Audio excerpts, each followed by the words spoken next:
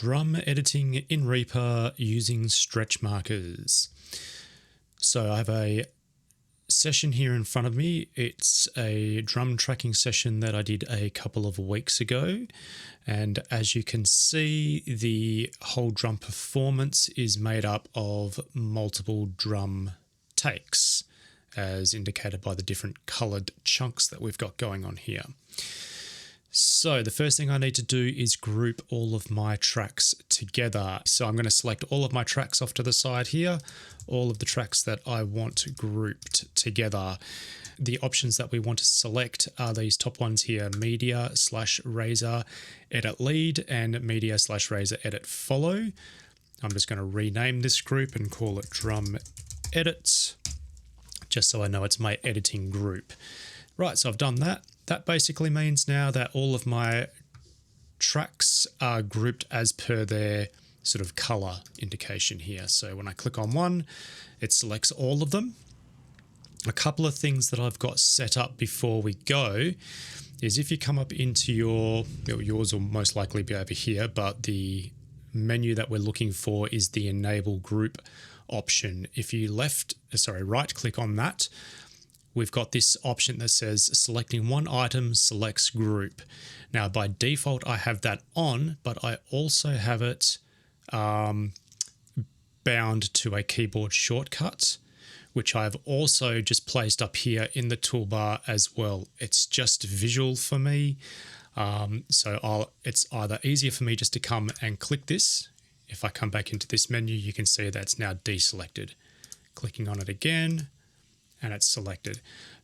Because we are going to want to select the individual items on their own without selecting everything else. So basically I have all of my groups, I've got all of my tracks into a drum editing group. So all of my tracks are grouped together.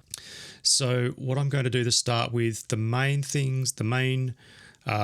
tracks that I want to use as referencing are my kick in, my snare top, my rack toms, and I generally throw my hats in there as well. And all I'm simply going to do is just drag them up a little bit so that they're all together. I usually like to make them a little bit bigger, and then I'm just going to lock their height so that you can see down the bottom here, if I adjust the height of the other tracks, I won't incidentally adjust the height of the reference tracks that I'm looking at, or the tracks that I'm using as reference guides. The beauty I like about this method is I don't have to go through and consolidate all of these takes into one contiguous file, which I found I'd had to do with this slip editing method. So this is saving me a little bit of time as well. So let's have a quick listen to what we've got so far. I'll make sure the click track's up a little bit so you can hear. It does need some tightening up, so we'll just have a quick listen.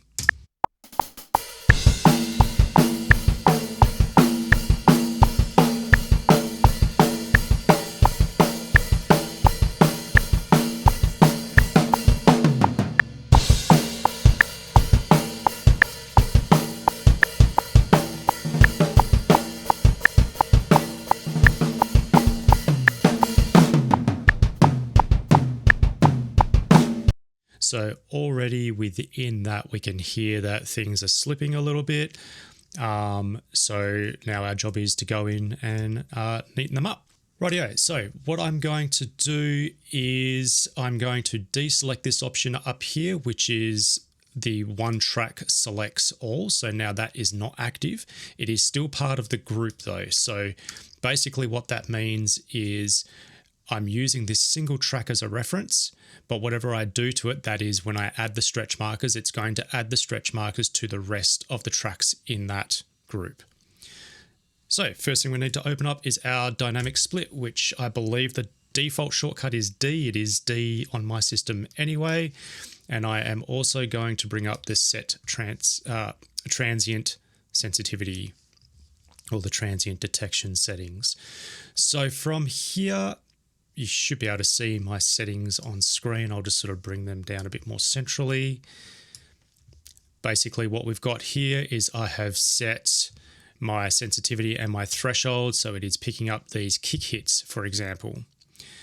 The other thing I need to make sure I've got selected is add stretch markers to selected items and the grouped items. So that's very important to have that there. Once I'm happy with this selection, which that's looking pretty good at the moment, it looks like it's detected all of the main kick hits that I want, I'm going to have add stretch markers. And as you can see, it's not only added the stretch markers to the kick track, but it's also added the stretch markers to every single track in that group, which is what I want. Now that's only added stretch markers to the kick. We're using the kick as the guide. I also want to make sure that I time align my snare. So next thing is I come into snare, bring up the dynamic split option again. Now, because it looks like that the stretch markers have disappeared, but they actually haven't. They've just been put into the background for now so that you can clearly see what you're trying to trigger here. And here are all my main snare hits. So I like that. I'll hit add. And as you can see, it's now added to all of the other tracks in addition to the original kick stretch markers that we've added. Come down to my floor tom, same thing. It's detected those two hits there, add stretch markers. So it's just continuing to add in the stretch markers as we go. So what we have now are stretch markers in place that I've used the kick, the snare, the rack tom, and the floor tom as my guides for. Simply all I need to do now is quantize those, and I've just bound that to the keyboard shortcut of Q. So Q is snap stretch markers to grid. So that's the actual action you're looking for, snap stretch markers to grid. So if we have a listen to this now, we'll just want to make sure that we haven't got anything funky going on with our newly quantized and in time drum section.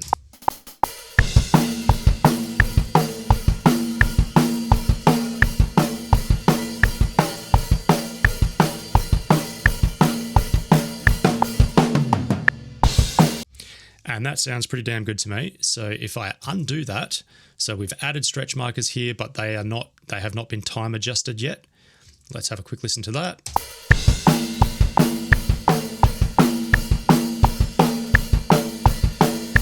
Right around here, have a listen to the snare. It's a bit late. So when we fix that up, quantize it again.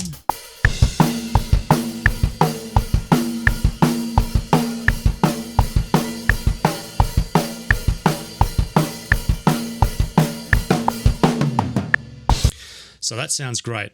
The real, I guess, test for me is whether something is working really well, regardless of what editing method you're using, if it's slip editing or if it's stretch editing like this, especially things like cymbals. So in this case, we've got hi-hats.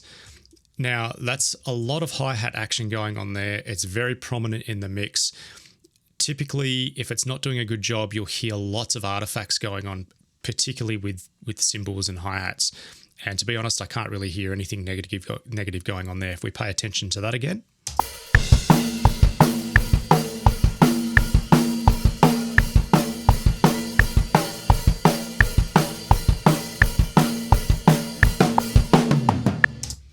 So that sounds really great. So I'm really happy with that. Right, so our next hurdle we've got now is we're transitioning from one take to another take. So what I want to make sure I do is that I've got my crossfade option enabled. I'm going to come down here and I'm just going to crossfade the takes together. So from one take to the next take, then I'm going to move my crossfades to make sure that I'm not missing anything or combining takes. I don't really want to combine them. So let's just have a listen now. I'm listening for the smoothness of the transition from the previous take going into the next take. Okay, so I think there kind of sounds like a bit of a hat cut off or something's happening. Okay, so there's definitely a bit of a cymbal cut off there. So what I'm going to do is just try to find a different location to basically crossfade between the two takes.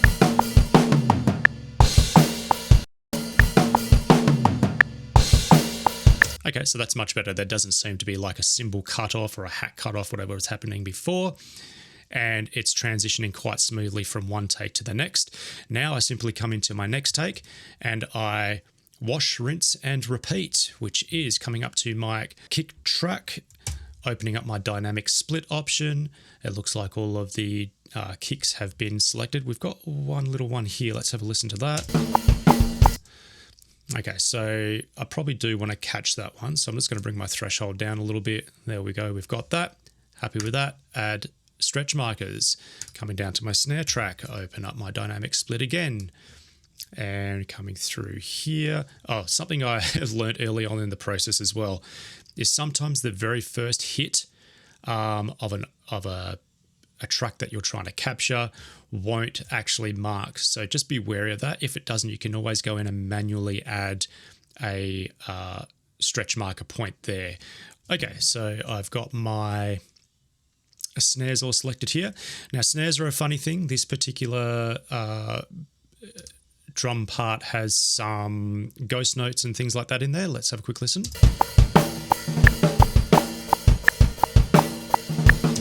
So typically, I'm not too concerned about catching the ghost notes at this point in time. I like to leave the ghost notes as they are, and even some tom fills as they are, because that tends to allow a little bit more of the naturalness, and you know, it doesn't make everything sound so mechanical once you've locked everything into the grid. But we'll just move along with this demonstration now. So I'm going to add stretch markers to that snare track, which of course adds them to the rest of the tracks. And there's a tom hit here. Add that. No floor tom hits.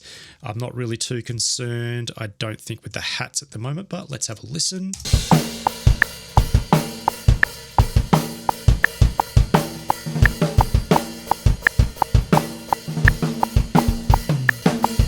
Yeah, look, the hats seem pretty okay at the moment. I'm just going to leave those as are. Once again, that can just keep the more naturalness of the drum performance, as opposed to having absolutely everything edited to within an inch of its life, which I'm not too keen on unless it absolutely has to be done. So I've got all my stretch markers in place. So I'm going to quantize those. What I need to do now is just come back to this transition point here, because things have shifted, and just make sure that nothing too funky is going on. So everything looks pretty okay there. Rightio. So first thing I'll do is just have a quick listen again between the transition from the previous take to the next take, and then I'll continue to listen and just make sure everything sounds in time.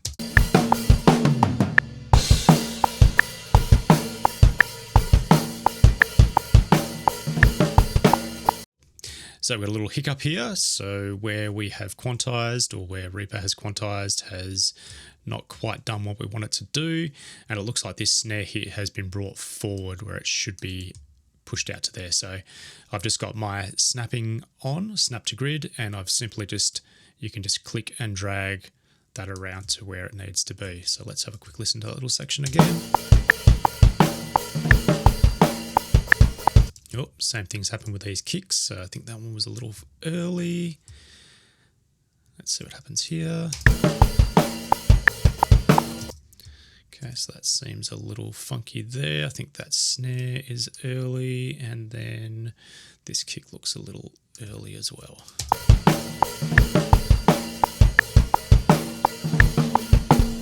And a little bit of funkiness going on right at the end here. I think that's cool.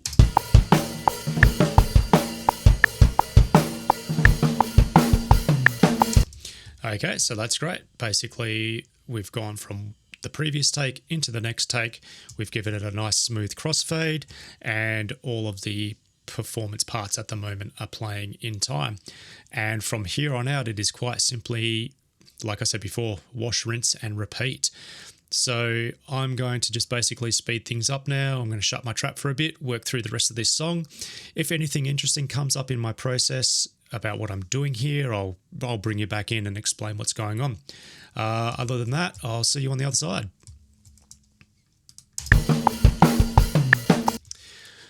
Okay, so I'll just undo that. What I've noticed here is we've got this drum part where we've got, for the most part, the rack tom and the floor tom being played together. As you can see, they're not entirely, like, the drummer hasn't hit them perfectly in time together. In an ideal world, they would be beautifully in time, but they're not. So what I'm not going to do is basically give a stretch marker to, say, for example, this rack tom hit and then this floor tom hit, because that's going to obviously try to quantize both of those things individually together. And what I've found is when you've got two drum hits sitting on top of each other, if they're slightly mistimed, then you're going to get some artifacts. And that doesn't matter whether that's stretch editing or slip editing. I've found both exactly the same. So basically I'm just making a decision, and the decision is I'll use the rack tom as the main reference for adding stretch markers. And then what I've noticed is wherever there's parts where we've got, say for example, this floor tom here has a couple of hits, but they're not obviously being played on the rack tom as well, I'm just going to manually go in and add a couple of stretch markers right there as we go. Okay, so for this particular section, I've got stretch markers added from the kick, the snare, the rack tom, and then a couple of little manual ones I've put in for the floor tom. I should be able to just quantize those now, and everything should sound sweet. The other thing as well, with flam hits, so things like the snare, we can see we've got a flam hit here. I generally like to try to use the first hit as my hit that I'm going to reference or mark up. So in this case, you can see we've got this hit here, the first hit, and then the very quickly following second hit. I definitely don't want to try to quantize those because, you know, it's not a designated timing. It's just, you know, it's a natural kind of thing that happens. It creates, you know, a feel. And so my choice is to use the first hit. All right, let's have a look and make sure that there's no other little funny business going on.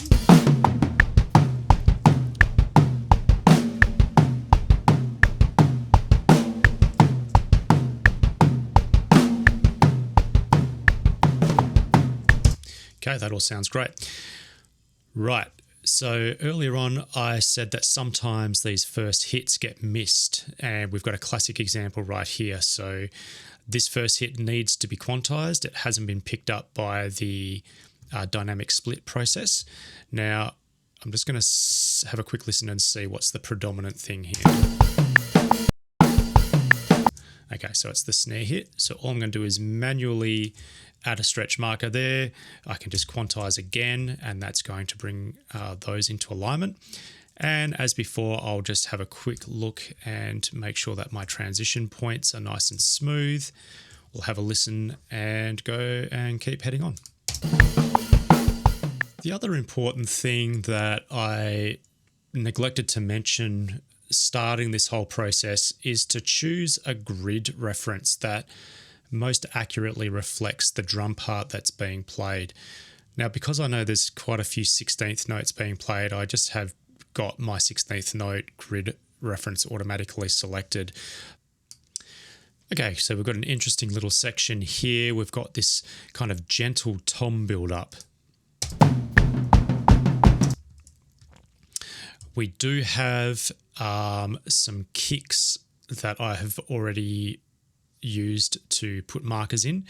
So once again, we've got this phenomenon where we've got a kick, the rack, and the floor tom being played together. So the question I've got to ask myself is, how nitty-gritty do I want to get with this? We can see the kick is almost directly on, the floor tom is almost directly on, the rack tom, however, is not. So I'm going to leave that as is for now. That basically means that I can't come in and just do my usual thing I would do on the rack toms, because that would, actually I can, what I need to do is just adjust my threshold so that none of those smaller hits get picked up. Okay, cool.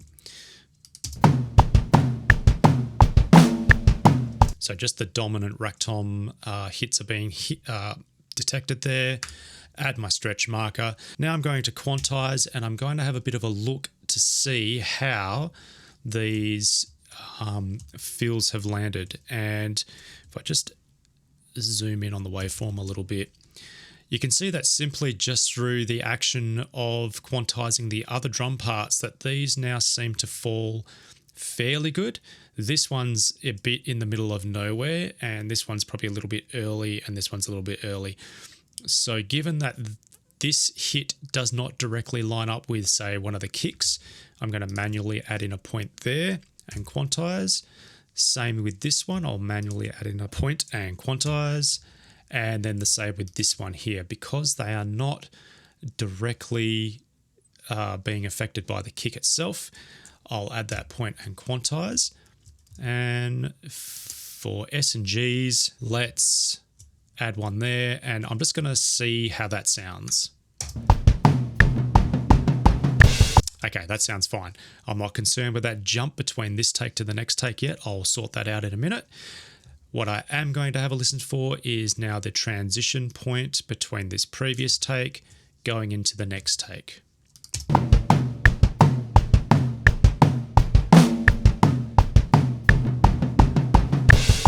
Okay, so transitioning from the previous take into the next take sounds fine. This whole section now sounds fine. Obviously, there's a glitch here. We can see that from the previous take to the next take. If I crossfade that, we've got, you know, this hit here coming in, which then interferes with this one here. So my question is, okay, which take do I have as the dominant one that I want to transition to? So that's just a matter of choosing one. I'm not sure I like that. I can sort of hear there's a bit of funkiness going on there. So maybe what I might do is come up to here.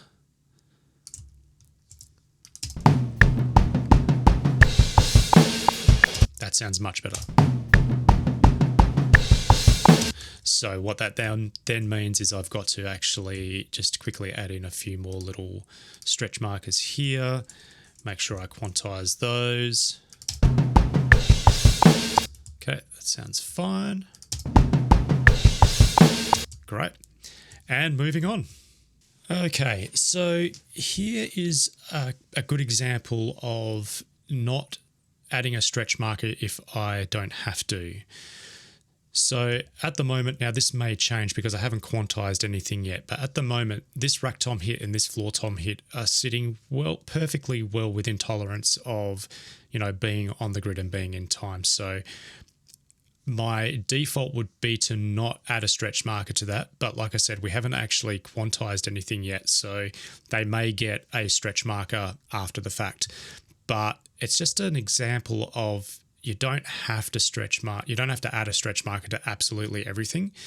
Add it to the main things, and then, you know, stretch the least stretching, or with slip editing, the least slices and movements and stuff that we're doing, the better. So just because there's a transient there doesn't mean it has to be shifted. Okay, so there's a classic example now.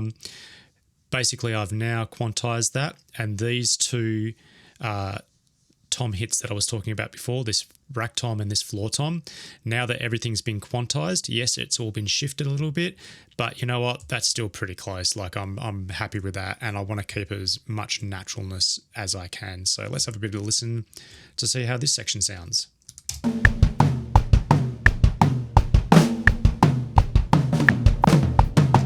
Okay, so something a little bit funky going on there. I'm going to remove this stretch marker and just see what's going on.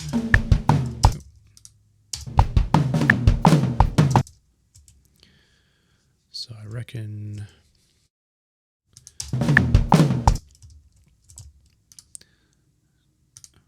if we pull that one that way and pull that one that way.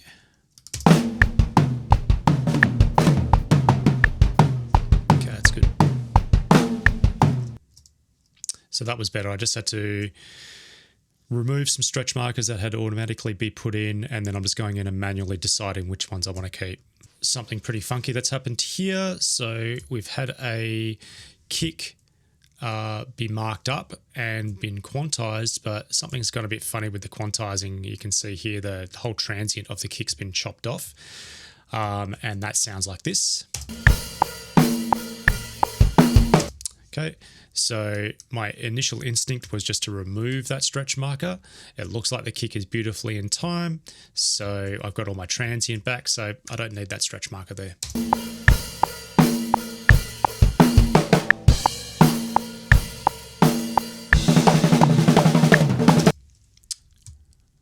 Okay, so that's all sounding good. Getting into a bit of a crazy fill section here.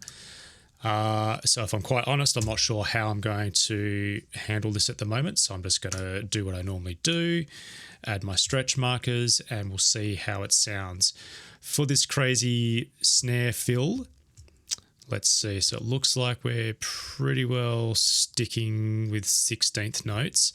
I'm not going to worry about grabbing absolutely every single one of them. I'm just going to see how that sounds. The floor and rack tom fills I'm going to deal with in a moment. I'm just going to quantize this and see how that sounds. Okay, so that sounds pretty decent. I can see that this little snare hit here is a bit early. This one's bang on. They're pretty okay. This one's maybe a hair early. That one's a hair early. I think given the flurry nature of this, I'm not unhappy about it. I think it sounds fine.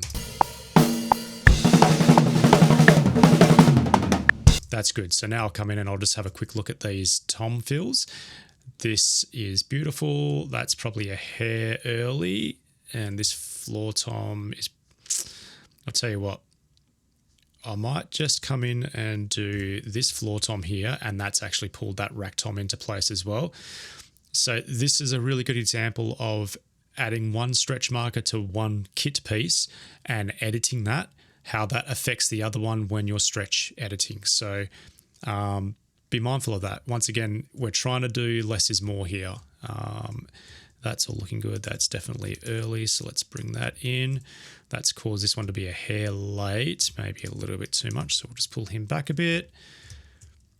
That's looking pretty okay. What do we got? That's all fine. All right, so I'm going to have a quick listen to that.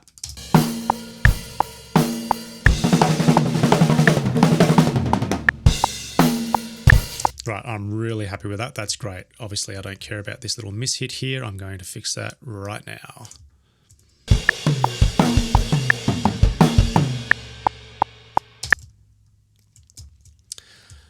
Okay, and let's see, this video has been running for about 55.5 minutes. That's with me slowing down, trying to explain things as I go. And this 2.5-ish minute song basically is done. What I would do now is go back, listen to everything that I've done, just make sure it's all sitting nicely on the click, make sure there's no little anomalies that I've missed, make sure all my crossfades are nice between the different takes, and she's done. Like, I think it sounds good. Like the stretching algorithm that Reaper has seems to work really naturally. I'm really happy with this. I'm going to keep using it for now, just because it's saving me a ton of time at the moment. Okay, so to wrap it up, I just wanted to give you a quick comparison from where we started out to where we ended up. So this was the original tracking session brought in. We'll have a quick listen to, let's say, I don't know, something around here.